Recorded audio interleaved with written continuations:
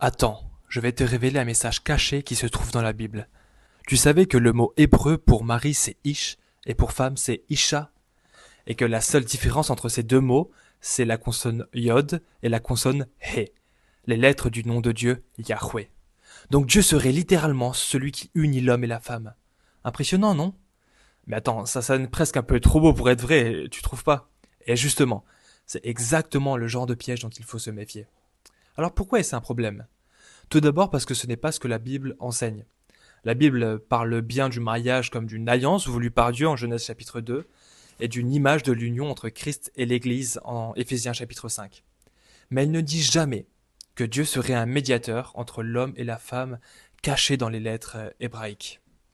Ensuite, il faut prendre garde à ne pas chercher dans la Bible des messages mystiques et secrets. Beaucoup cherchent ces codes secrets pour rendre la Bible plus profonde et spirituelle. Mais Paul avertit dans 2 Timothée chapitre 4 que certains délaisseront la vérité de l'évangile pour suivre des récits qui leur caressent les oreilles. Enfin, la Bible est claire, elle n'est pas codée. Si cette théorie était vraie, il faudrait être un expert en hébreu pour comprendre la vérité biblique.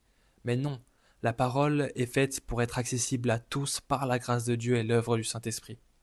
Alors soyons prudents avec ces interprétations mystiques. La vérité de la Bible n'est pas cachée dans des jeux de lettres. Elle est claire et profonde et puissante pour tous ceux qui la lisent avec un cœur sincère. Alors dis-moi en commentaire, est-ce que tu as déjà vu ce genre d'explication circuler sur les réseaux sociaux? Est-ce que tu y croyais et qu'est-ce que tu en penses maintenant?